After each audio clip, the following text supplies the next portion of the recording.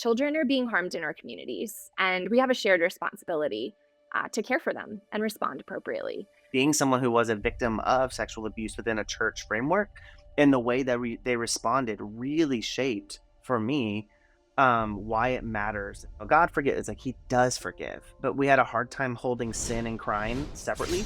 And it's like, hey, this isn't just a sin, and it is, but this is a crime. We have to do our due diligence and learning the facts of like this is happening.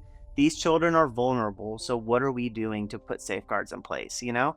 Darkness to Light teaches 5 steps for prevention. And it starts with becoming aware of the facts, and it ends with responding appropriately. 90% of the time, it's someone who's known and trusted to the family member. It's a friend, it's a family member. It's just really concerning, right? Yes. But then this next piece, Hey everyone, welcome to the Amazing Kidsmin podcast. I say it a lot, like I'm excited about guests that we bring on, and I really am. But today is really special, and I want to be semi-sensitive to the fact that we talk about a lot of different topics, and today's topic is going to be it's one of my favorite topics that I feel like needs to be elevated and talked about in the church. But also, if you listen to this podcast around your kids, like while you're driving in the car or out in the open, nothing we say is going to be inappropriate, like in like a verbiage wise, but there could be some heavy material or content that we refer to.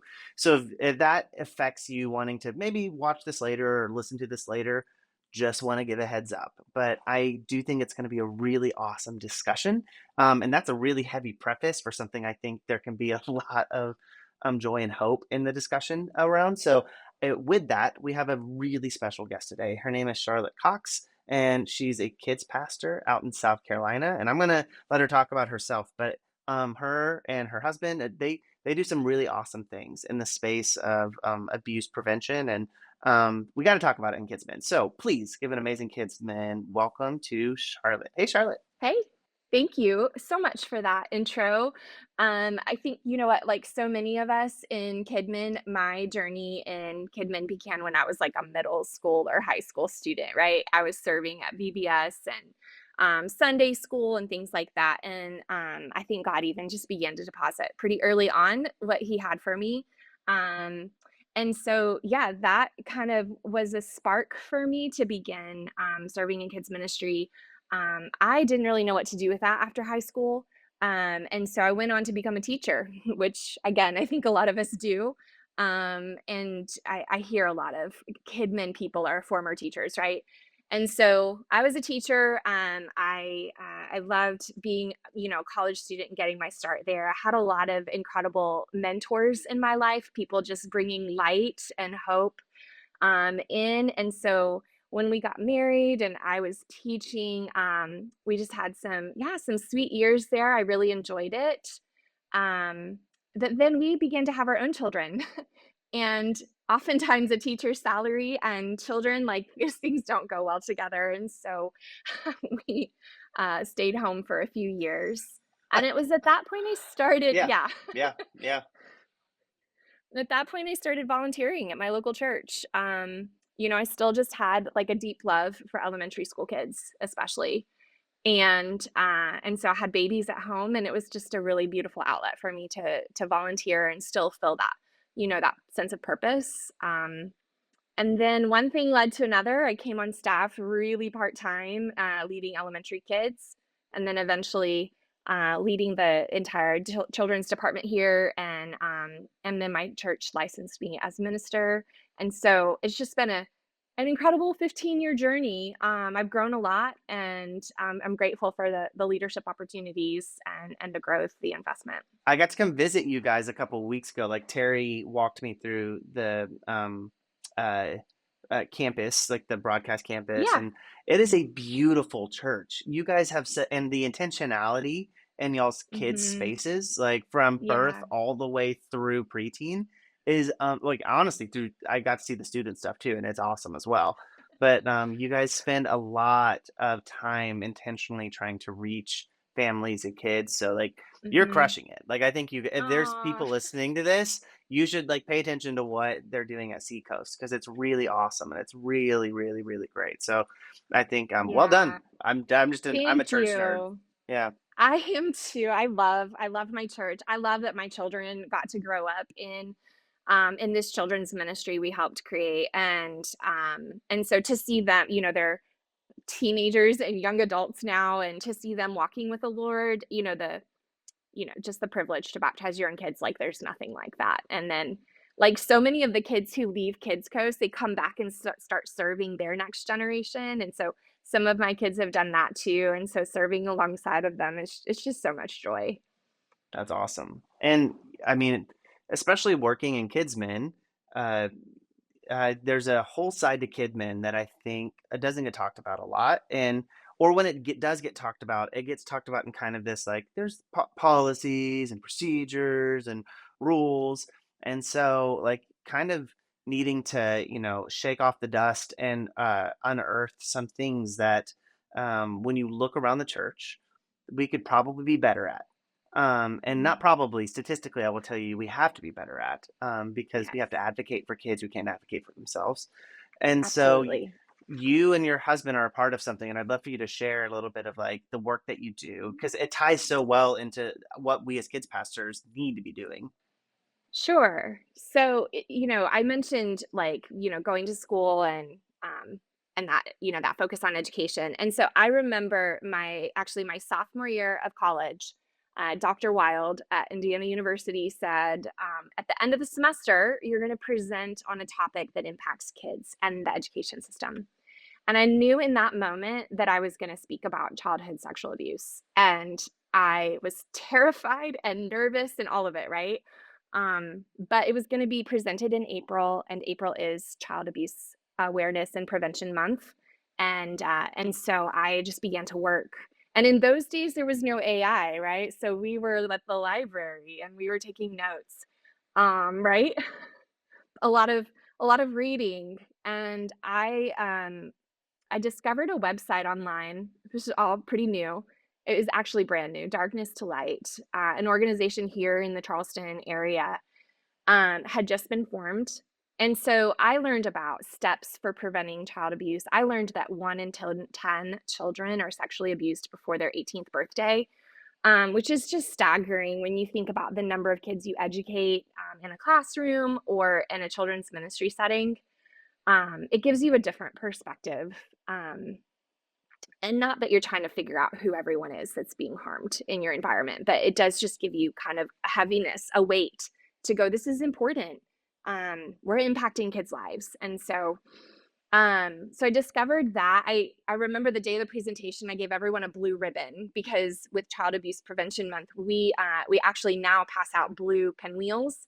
So people, you may see in your community blue pinwheels in the month of April, and that's just a playful reminder that children are being harmed in our communities, and we have a shared responsibility to care for them and respond appropriately. So I did that. I gave that out, and it really impacted me. And then about 15 years ago, about the same time I was coming on staff here at Seacoast, there were several news stories where churches and schools locally had been impacted by a predator, and our community was just responding to that. And it was really hard. To read and begin to understand, and I remember kind of that those things coming back to me. I had this moment, honestly, with the Holy Spirit where, um, God delivered some things from me, and also kind of put this fire within me, and I rediscovered darkness to light, and I discovered I could become a partner in prevention and a licensed facilitator. And so I signed up for that so fast and went through a full day long training program with that organization. Met some amazing people. And so a licensed facilitator with Darkness to Light is just someone who's been equipped to present a training called Stewards of Children and really host conversations. So I've done that in schools and churches, women's shelters, youth serving organizations in our area, and I've done that with others. And so I just began to find my voice in safeguarding children and making a difference in my community. That's beautiful. And I think sometimes when it comes to this topic, there's two buckets and we get them confused and they sit under the same umbrella, but there's abuse response, which is important, and prevention. And like both are important. And I think sometimes we think prevention is kind of, well, I did have the rules and the policy and no one paid attention to it, but there is a training and an awareness that can come with how you can be vigilant and train your volunteers to hold each other accountable, and so the prevention is such a key piece to creating an atmosphere, because we have parents that are dropping kids off in our ministries that are the promise of God fulfilled in their life. Like, I'll never forget watching parents walk down our hallways, and like you get to know your families, and it's like, this family, they spent years trying to get pregnant and they finally did after so much heartbreak and trial and struggling, and now they're walking, like literally walking their 2-year old down our hallway, and like they're entrusting the promise of God fulfilled in their life to us, so we have to steward this and protect this. And I always say, like, Jesus had really strong opinions on this. It was better to tie a millstone around your neck than to lead one of these little ones astray.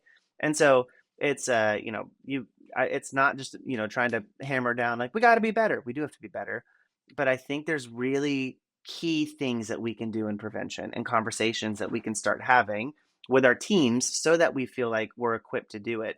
So like, what are some of the key areas that sometimes you see people like needing to grow in or get stronger in when it comes to Yes. prevention? Absolutely. So Darkness to Light teaches 5 steps for prevention. And it starts with becoming aware of the facts and it ends with responding appropriately, right? So ideally in the situations, in the environments that we host children, we're going to do everything in our power to prevent children from being harmed, right? And that includes sexual abuse, but I really like what Darkness to Light presents because it's very globally applied. Like you could just say safeguarding children in all manners of ways, right? Um, and so, yeah, and I really appreciate what you said about Jesus warned us better to have a millstone around our neck and be drowned than to lead a child astray. I think also Jesus, there's this right very familiar story. Jesus said, "Let the children come to me." Well, when we really dig into that a little bit, it's the only time that he admonishes his disciples and says, like, "No, no," regarding bringing people to him. So we have all these instances of people being brought to Jesus, for healing. They're the outcast, and they're the downtrodden.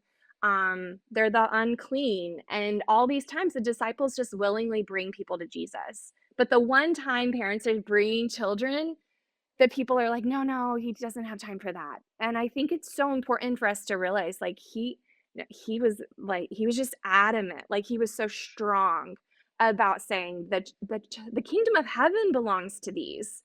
So, like, get it right, people, right? Like, we really do have this shared responsibility, to get it right, as far as bringing children to Jesus. And I don't think we can effectively share the good news of the gospel of Jesus Christ without first creating a safe place for children to experience that. Church conference is happening April 28th through 30th in Dallas, Texas at Preston Trail Community Church. If you've ever been to Orange Conference, you know that the collaboration and the energy in the room is electric. We renamed Orange Conference to Church Conference because we wanted to expand the scope beyond just kids and student ministry. So this year, we're doing some incredible sessions and workshops for kids ministry leaders, student ministry leaders, and executive leaders. This is a whole ministry strategy designed to equip your church with the best tools, skills, resources, and relationships. We're also going to be dropping 2 major announcements that will literally change kids and student ministry forever. And that's not a joke or an embellishment. The next era of ministry starts here, and you definitely want to be in the room when that happens. There are a bunch of ticket options available. Individuals, group tickets, digital, and also an option to host remotely as a host site. Applications are open to serve on volunteer teams, and that comes with its own set of perks. You can get tickets now or apply to serve at achurchconference.com. Now, back to the podcast. I think of a kid's first encounter with Jesus is and I hear me, God does restorative work and healing work, and he is Yes. still sovereign. And so it's not diminishing that fact, but Mhm. it can do so much damage to a kid's psychological framework if it gets distorted and diluted and mixed up in something that is so not of God. And that's why it matters because, like, I have a story and of how a church responded to, like, as being someone who was a victim of sexual abuse within a church framework, and the way that Mhm. they responded really shaped for me why it matters. And sometimes it's not even intentional, it's just ignorance, and we don't know the facts. They don't learn the facts, and Right. there's an old school approach to, like, well, what I used to tell people was, because there is a, God forget it's like he does forgive, but we had a hard time holding sin and crime separately. And it's like, hey, Mhm. this isn't just a sin, and it is, but this is a crime. Like, and so, like, Yes. we have to do our due diligence and learning the facts of, like, this is happening. Mhm. These children are vulnerable, so what are we doing to Yeah. put safeguards in place, you know? Right. And I think we also need to understand, across the United States anyway, many of us are mandated reporters. So, as a ministry leader, do we know what that means? And are we willing to be a mandated reporter in an instant like that? Yeah. I think it's so important for us to understand. Um, and That's so, yeah, huge. No one, people don't like. So at the church we were at, we all, it was part of our, like, we did a manual training when new volunteers hmm and workers came in, and it was in the first two pages. Was within the first two pages they learned. Guess what? You're a mandatory reporter. So if a kid right. tells you something and you have a, not just a check in your spirit, but it is like, I'm worried, we're going to report it. If a kid asks you if hmm you can keep a secret, you tell them, no, I cannot. Right. Because Yeah. I care about you and need to do what's best for you. I hmm can't keep secrets for you. But Right. I walked so many volunteers. Like, we had a little hallway at the end of our, like, hmm kids space, and we would fill out the report, the CPC report, or Yeah. CPS report. Sorry, hmm on how, like, because they were, and we had cases opened up, and I'll never forget Right. because we put policies in place.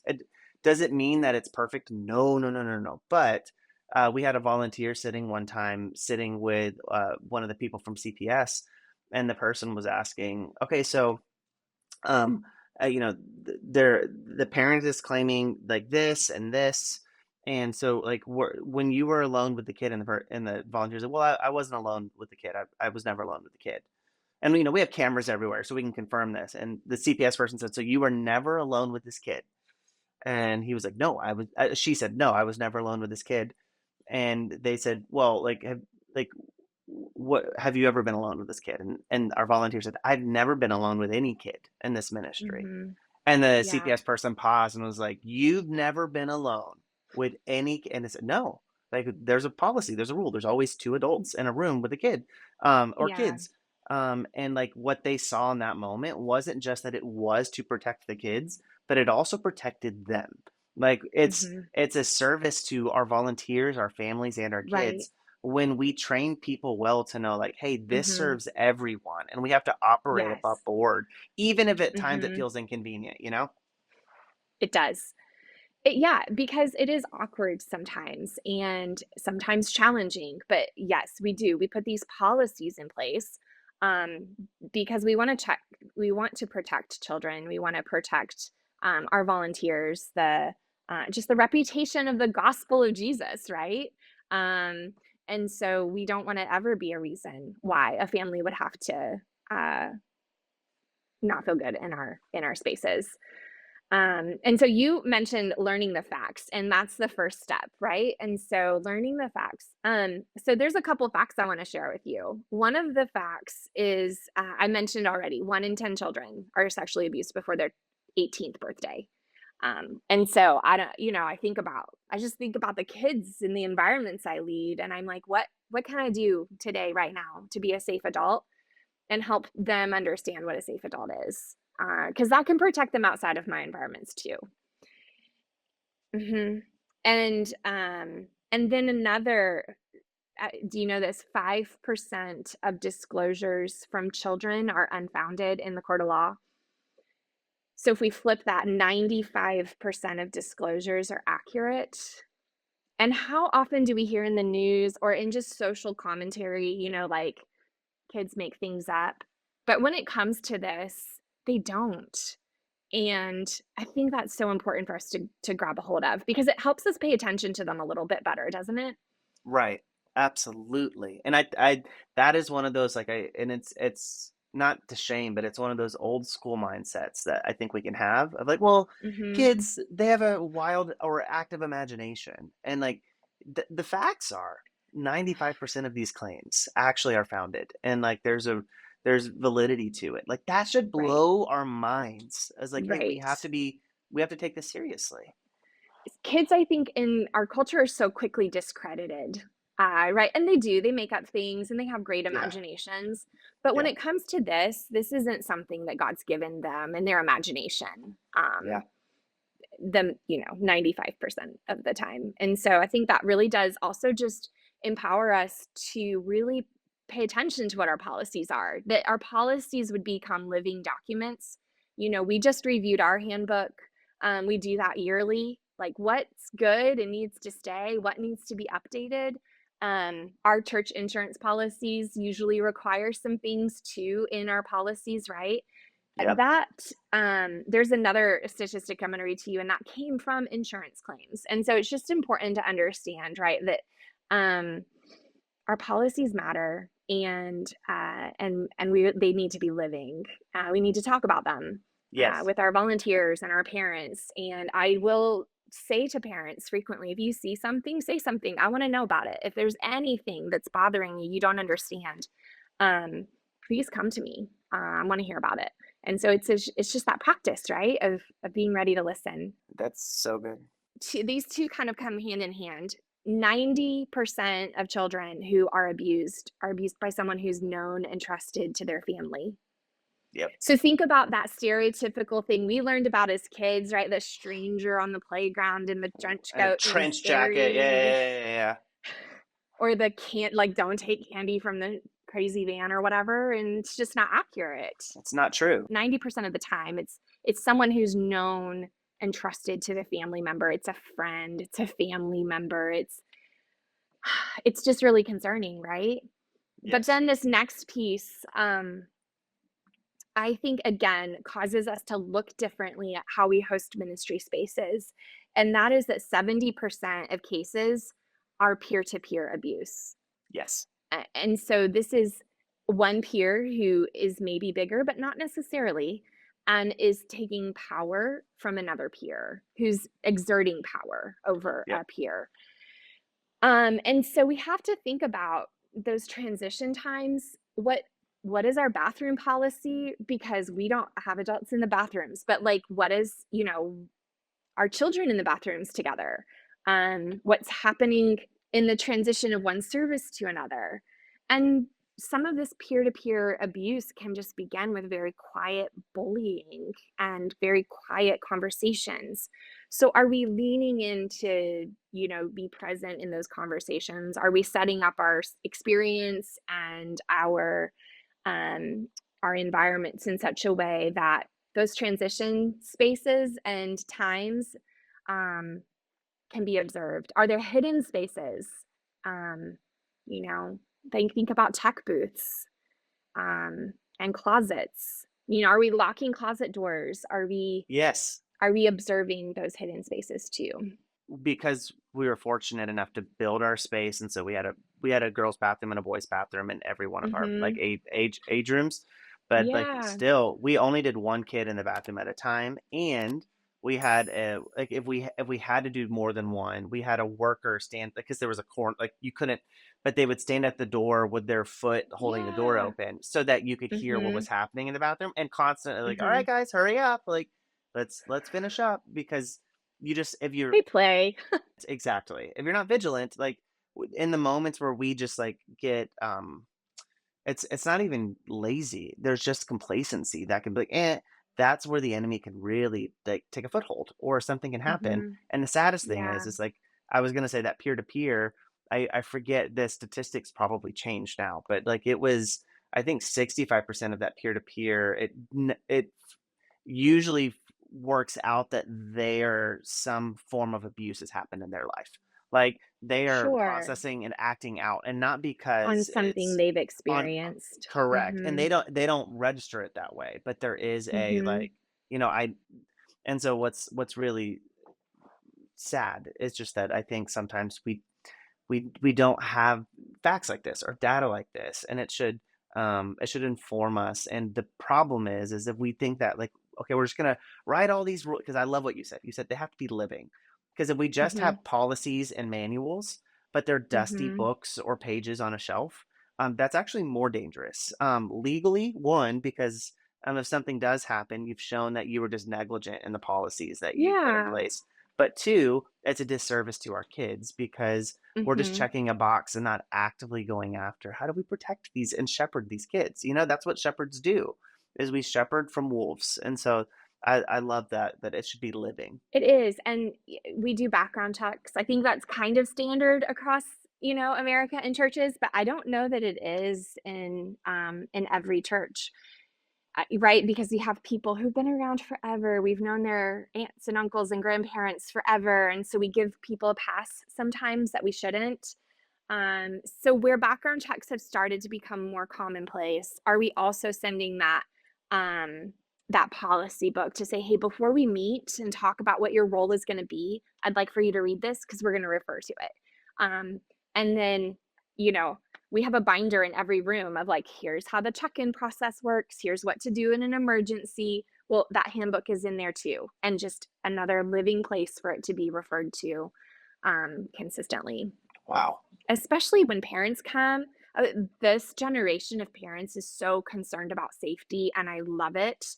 And they have a lot of questions. And so that empowers a volunteer then to go, hey, actually, I don't remember the answer to that question, but let's look together and we'll find it. And so, again, using these facts not to get us bogged down in the sorrow of it because it is, but empowering us to do something different, to be safe adults, to create safe spaces, is the purpose of learning the facts.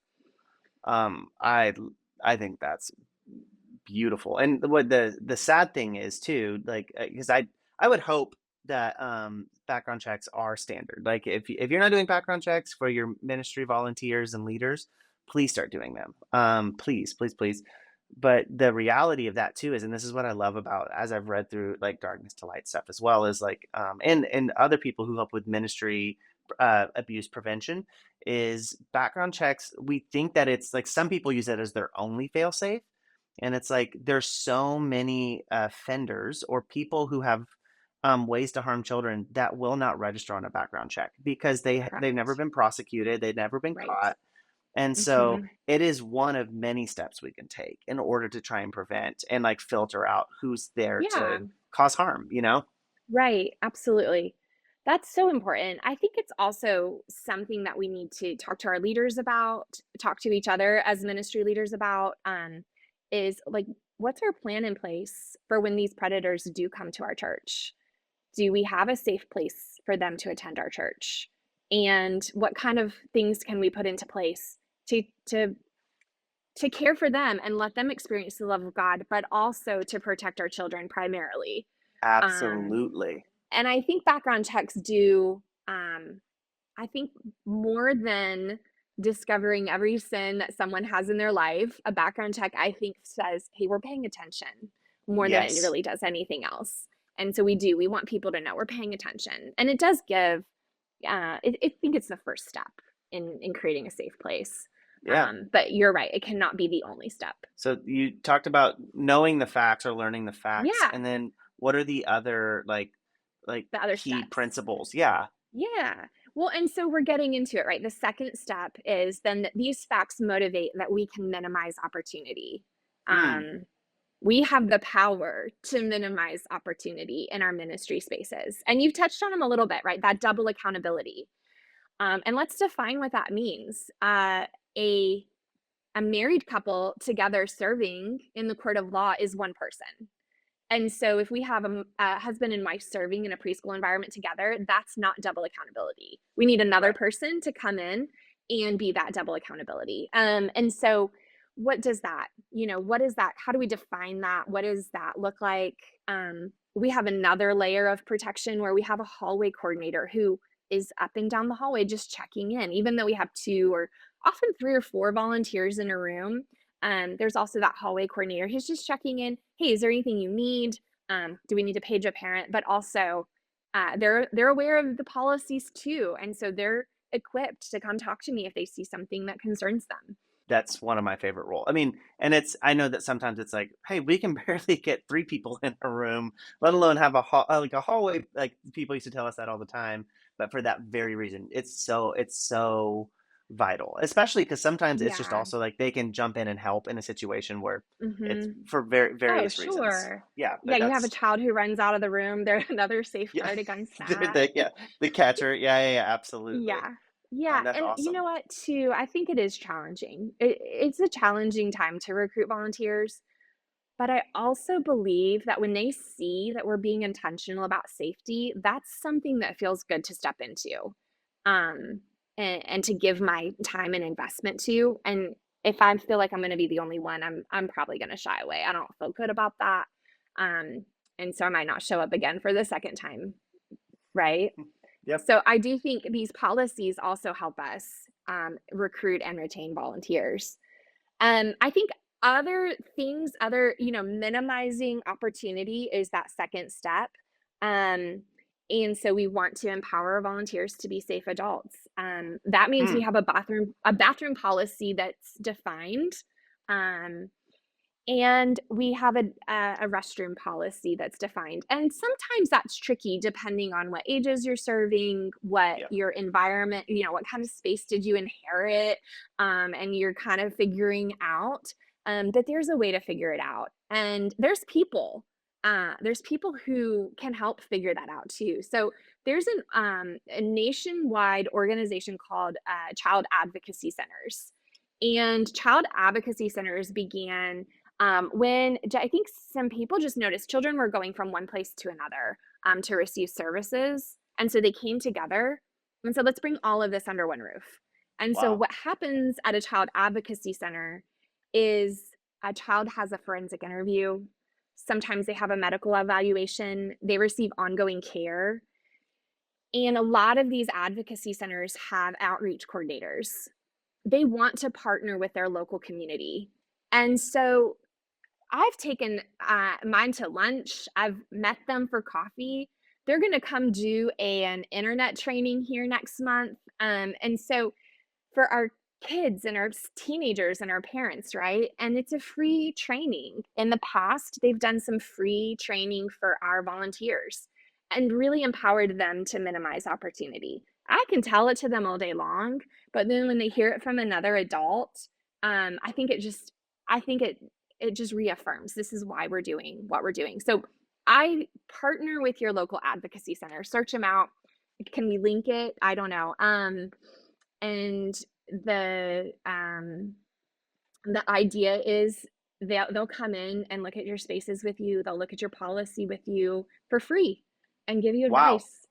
Yeah, That is a great resource. Like I was it's just a great while you were resource. talking, I was Yeah. googling like, and there's like in my area alone, I'm counting like like 3, 4, maybe even 5. Like they really have Hmm. like mobilized, which is amazing. Like you could have them come and Yeah. help and speak into like different things, which Hmm. is awesome. It is awesome, and that's what they want, that's what they're there for. They really wanna circle the child and care for the child, but they also, wanna care for the community, and so they will come do free trainings for parents, volunteers, help you with your policy, um, and yeah, they're just incredible people. Wow. That's a really great tip. That is amazing. What else? You know what? I think also when we're talking about minimizing opportunities, we all interview volunteers, I hope, before they start serving with us. And so what kind of interview questions do we have? Are we willing to talk about our child safety policies in that setting and just gauge their response, you know?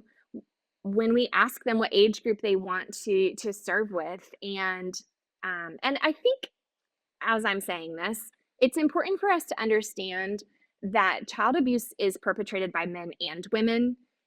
It's perpetrated by every socioeconomic group that we can observe, and so I think it's important that we go like that's not a them problem or that problem. Like I should only talk about this with men. We need to talk about it with everyone. But, like, let's develop interview questions what are you gonna do when so and so needs to go to the bathroom? How are you gonna handle that? Like, let's not be afraid to ask those questions that really show us their heart for serving. And also, at the same time, lets them know we're keeping an eye on our kids. We're the shepherd of the flock, and we're keeping the wolves out, right? I think that is one of the things that we can get really good at doing. Like you said, it has multiple benefits to it. And I was talking to another kid's pastor, and she was saying like there was a season where she was starting to feel burnout, and she's like, well, maybe I'm just gonna go get a job at a restaurant. And so she applied for, like, I don't know, a manager role or whatnot.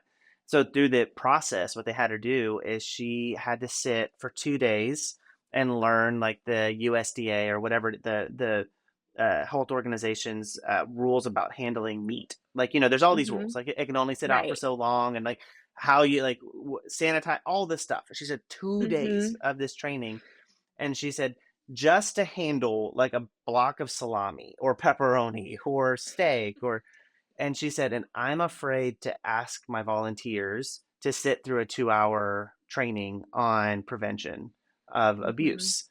And she said, Yeah. and how much more important are these kids? And so, like, it was Mhm. like this switch for her of realizing, like, no, it's okay. We're going to talk about it. And it's okay to talk That's about it. good. And it's okay. And so Yeah. I love that aspect of like talking about it also shows that we don't just value it, but we're paying attention, and we're going to be vigilant Mhm. in this. Right. And how many people serving in children's ministry are also parents?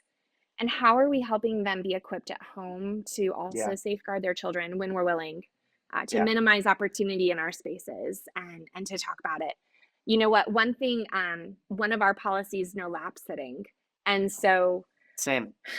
honestly, the sweet person who's been here forever, who that wasn't a policy when they first started serving and doesn't understand it, I will say, "Listen, your lap is probably safe, but you're setting an example for what a safe Yep. adult is, and how Yep. many other adults are gonna encourage that child to come sit on my lap and it not be safe? But you set an example for what it is to be a safe adult by saying, 'Sit next to me, don't sit on my lap.'" Yep. And now you've opened the door where if that child, God forbid, is harmed, you've become a safe person where they can come back and go, "This this happened, and I need somebody to talk about it." And now we've intervened much sooner in a child's life because we've created a safe place. Wow. Yeah. Yeah, I agree. So Yeah. I'm just recapping really fast. You were like, We learn the facts, learn the facts, and then minimize opportunity. minimize opportunity. We talk about it. And then is there So there's a another? couple other things to talk about. And this is just because we wear many different hats. We're not just ministry leaders. We're moms and dads and grandparents and aunts and uncles and best friends and all of this, right? And Yeah. so talk about it also includes this step also includes giving body parts the proper names when children are really young, so Yeah. that when they do have something to disclose, and it could be unrelated, but they're able to adequately describe what's happening in their body and get the help that they need. You mentioned secrets, and I have to share this story with you. My kids grew up understanding we surprises are we keep, and we plan those with other people, and they're celebratory and they're good, but we don't keep secrets because often Yeah. they're shameful and heavy, and we're not meant to carry that alone. And my Mm. one of my children is an adult now, called called me up and said, "Hey, mom, uh, we don't keep secrets. So I have something to tell you." And I'm like, you know what? Bring it on because you learned early, we don't keep secrets, and you have something to share, I wanna hear it. So, that stuff sticks with them. We don't keep secrets, we keep We surprises. It's don't keep such a secrets. such a great way to phrase that. I love that. It's it's so practical for children, right? Like, they understand Yes. what a surprise is and how good that Yes. is, and that a secret's something that to be shared with a safe adult. Wow, okay, that's really great. What else should we talk about? The 4th step is recognizing signs of abuse. And this is where let's go back to the advocacy center. They're so good at helping us understand signs of abuse, because I think this is one of the more complex ones. Darkness to Light has a training called Stewards of Children training. It's only $16. It's available Hmm, online. There's a local facilitator near everyone who's listening. Um, and it's such a valuable resource, and they really do get into signs of abuse. But your advocacy center can do that for you too. And I think because it's complex, right? Like some signs of abuse are a child who's overly perfectionist, and another is a child who's becoming rebellious. Perhaps a child who really looked forward to going to soccer practice all of a sudden doesn't want to go to practice. That's something for us to pay attention to. To just yeah. go, can you tell me more about that? What's going on here? Or maybe a family member's house we suddenly don't want to go to. It's just something to pay attention to and say, hey, can we get some more information here? Can you share a little bit more? Asking open-ended questions. But there's other signs too of abuse. Some of them are more physical. And so I think the best thing for people to do is really get trained and understanding what that looks like. It's really important. I think especially as kids pastors, and it's not just to add another layer of like, now you need to check this box too, although you do need to check it and you do need to be, but for us to be educated enough to be able to create safe environments for our kids and families and leaders. And so knowing what even some of those are, working with the child advocacy places, that's such an easy first step where you don't have to do it Yeah, alone. You don't have to know it all yourself, but you can partner with right. people who can link arms with you to Mhm. help you create a safer environment. So I love that. Yeah, yeah, and you don't have to investigate it either, right? Yeah. That's not our responsibility. Our Yep. responsibility is to create a safe place and Yep. empower adults to be safe adults. So you can call them up and say, "Hey, this happened, and I don't know what to do about it," and they're gonna give you some good advice. Another thing I think we see, we give kids an opportunity each week to write something. Maybe it's sin that's in their life, excuse me, or something they're struggling with, or just kind of a response to the Bible lesson. So recently, we learned about Isaiah, and the kids wrote, "Holy, holy, holy." That was all over the cross that week. Hmm. But sometimes kids will write, and sometimes it's like my dog died. Those are Yes. typical. Yes. But sometimes kids will disclose on the cross, and so that's our responsibility to follow up as much as we can. That's a great practical tip. Our job isn't to investigate, but it is to be Mhm. forthcoming and to pass along to the right people who will, and to Yes. report to people who will. Yeah. Even if you have that inkling of something might be off, it's Mhm. okay. Like if nothing is happening, then the parents have nothing to worry about. But we're gonna err always on the side of like advocating for the child. So yeah, it's Yeah, really important. absolutely, for sure. And then the final step of preventing child abuse is to react responsibly. And Hmm. so that again is just something that is very practical and simple for us to train our volunteers on. Right, a reminder that 95% of disclosures are accurate. And many of us, our ministry leaders, are mandated reporters. So we really need to know when to make a report. Um, Perhaps it's a volunteer who continues to cross boundaries that we've set. Are we willing to call and make a report? Hmm. Um, are we willing to remove them from our ministry? Um, have we thought about what those conversations look like? I think it's so important for us to do, to just talk about it with a colleague. And so sometimes it is just a simple boundary crossing, and we just need to move someone along into a different role in our church, perhaps the cafe or something, a little safer for kids. Yes. But just that person who just continues to push hugs or lap sitting or things like that, that ought to trigger something us to say, let me address this. Let's Yes. not let this go unfounded.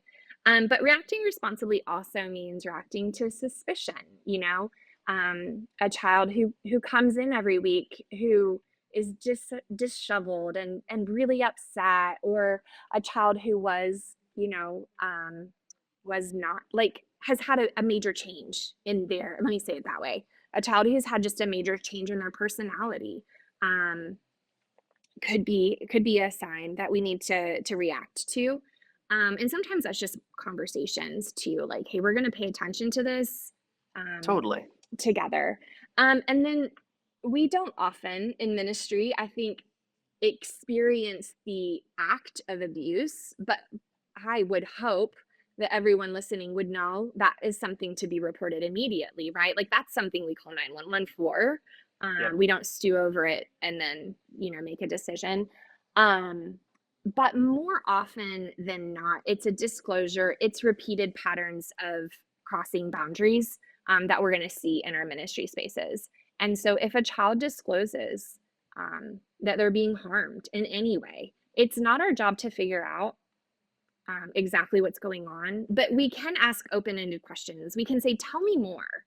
Um, How did you feel about that? What did you do next? Did you Yeah. ask for help? And so, who can help?" Just like asking them questions, and then let's not make promises because the truth is we don't know the full scope, and we also don't really understand what's going to happen in a judicial process, and so we Right. can't say that we're going to hurt someone or that we're going to fix it for them, but we can tell them we're gonna get help. We're gonna ask for help. I'm gonna be here for you. I'm gonna be available for you to come. Continue to talk to me about this, because we also don't know how Yep. the system and all of that's gonna respond. But we can ask open-ended questions and offer ongoing support in a way that keeps that communication going. I think that's really good. And I think we sometimes, as human nature, is to want to um, a- give support or to like in our desire to try to make a child feel safe is we can make promises that we actually can't keep, like you just said. It's like, hey, I actually, Mhm. there are things that are outside of our control. So in Mhm. a well-intentioned manner, making a response that, hey, that's not going to help in this situation. I actually Yeah. can't promise that nothing is going to change. I can't promise that everything is Yeah. going to be okay, but I like there are truths that Mhm. we can help them cling to, and it Yeah. and I think it's really important to know that as a volunteer and Mhm. as a kids ministry person. It comes with our best intention to try and like console a child, but just needing to know Yeah. the line of like, hey, there's consoling, but we can't overpromise and we can't create a Mhm. false sense of hope when it's like, hey, Yeah. this is a really heavy thing and Jesus is going to walk through it with us, but I promise Right. nothing's going to change. No, you can't promise that. You can't. You don't know that. Um, and so I love that. The more we push for details and things we really don't need to know, the more that this can be disruptive for a child. So the advocacy center is the place where they're going to have that forensic interview, which is going to be upheld in the court of law. And so it's just important for us to, ask that open-ended question enough to get enough information to make a report. Um, and then, yeah, move into that encouragement of like, I'm gonna do these things and I'm gonna pray for you. I'm gonna be here next week. Things like that. Yes. This is like I love how practical all this is. One of the things that we would like train our volunteers is like whether we had kids coming down to the front for prayer or whether it happened like Hmm. in a group time, Yeah. it was one, hey, we don't react. So like what you don't do is like freak out and be like, I'll be right back and go get a Oh pastor and bring no. it back. Cause now this kid feels like I shared something I shouldn't have, or they're gonna make this a Right. bigger deal. So it's just, Hmm. hey, like pray for the kid. If you Hmm. can ask a clarifying question or two without it feeling like you're alarming them. And then what we would do after the service is, we'd bring one of our pastors or the hallway coordinator, someone who was on call, and like, hey, like, can I ask you just a couple more questions really fast? And then after those questions were answered, we let the kid go sit back down. It wasn't like we're gonna hold you over here now, because what they don't want to feel is isolated or embarrassed, or I shouldn't have said this, or other kids feeling like what's going on with them. You make it feel very like not normalizing their like what you're suspicious of, but like, hey, you did Yeah. nothing wrong, you're great, and Mhm. then the adults can handle that and take Yes. the proper actions. So that's we were because when you work with teenagers, sometimes in your rooms, and they're like, okay, this is a big deal, and it's like, remain calm. Let's Our first priority is this kid, and we want this kid to feel safe and not like they just blew up their entire lives. If something here is not right, so let's respond well, let's respond calmly, and then we'll take the proper steps necessary. And yeah, we wanna show kindness. When you so I just again, you said it was learn the facts and minimize opportunity, talk about it. um was it recognize the signs, Yes. and then like we react responsibly, which is like, Mhm. and so those are kind of the five principles that you guys have on like how prevention can be played out in our Yeah. spaces and in our ministries. If I'm a kids pastor, I want to learn more about this, and I want to Mhm. hear like what's a good website or like a place that I Yeah. can go to dig into this. Sure. It's very simple. Again, right? So, the letter D as in dog, the number 2, the letter L as in light, and it's darkness to light, and it's a thorough website. You can do training online, a lot of training, actually. You can read recognizing the signs, you can read facts, you can find local support in your community. There's facilitators all over the United States who will just come talk to you, but also can provide that training in person if you want to do that with your volunteers and adults. And I have to say, too, the Stewards of Children training is trauma informed. That means some of us listening today, we've had some memories triggered. Um, this is hard stuff. And so the nature of the training is that it's trauma informed. That means it doesn't make it easier, but it's empowering. Um, it motivates us to action instead of keeping us in that pain, and, I think that's so important for ministry leaders. I think it's vital for ministry leaders, and I think if we were seeing signs that this was, the chart was opposite and it was decreasing and going down, that would Mhm. be one thing, but we're not. Yeah. Right. And so I think, Charlotte, I'm so grateful that you're so involved and passionate about this, and it comes through really Mhm. well. And I guess, Mhm. I would beseech every kids pastor, like, I plead with you, um, like there's so many great resources out there. There's so many like the child advocacy Mhm. centers, Darkness to Light. Yes. Like there's there's a lot of resources at our fingertips in order to help us feel equipped to do all of this. And I know it can Mhm. feel overwhelming, but Yeah. it's worth it. Like we have to. Like it's the part of the shepherd. Like, we've got to make sure that we're ready for when the wolves come and that we're Mhm. able to handle it properly. So I Yeah. want to say to you, thank you, thank you, thank you Yeah. for caring enough to like sometimes again, it's not out of maliciousness, but the conversation can kind of get pushed down, like, it's okay, we don't want to talk about it. And it's like, thank you for saying it out Yeah. loud and for advocating Sure. for it. I think it's the heart of Jesus. So thank you. Thank you so much. You're right. We have to get over the awkwardness of it. It can be simple. I think so often when we say things like we're going to do these things to safeguard children, most people understand what that means. So we don't really have to get into so much of the awkward things as much as the prevention things and the responding Yes. things. Yep. Can I share two more ideas? Yes, please. Yeah. So, first of all, this is how I end every Stewards of Children conversation. I just acknowledge, hey, friends, we've done something hard, but really good here today. So go take care of yourself, right? Like, take a walk, go get an ice cream sundae, like, what, get a massage. Yeah. Like, you've put Yeah. in some hard work. So be sure to take care of yourself too. I think that's so important. And then something I often say to my volunteers when we're talking about this, we're doing a training or something, is that I grew up in church. I grew up in church every Sunday, and lovely people who showed me the love of Christ from early on were present in my life in safe ways. They were safe adults, and they never knew the darkness I was experiencing and never disclosed. They had no suspicion. We were picture Mhm. perfect, and, um, their love really impacted me, and I think began healing in me from an early age, that I didn't even understand at that time. And so I tell my volunteers, we may never understand the things that children are facing. Um, they may never tell us, and that's okay. Our primary role is to show up, to love them like God, bring them to Jesus, show them what that light is, because I guarantee it's going to play out a ripple effect in their life. And we'll never know the measure of that from this side of eternity, but it's worth it. That's yeah. Wow. Thank you.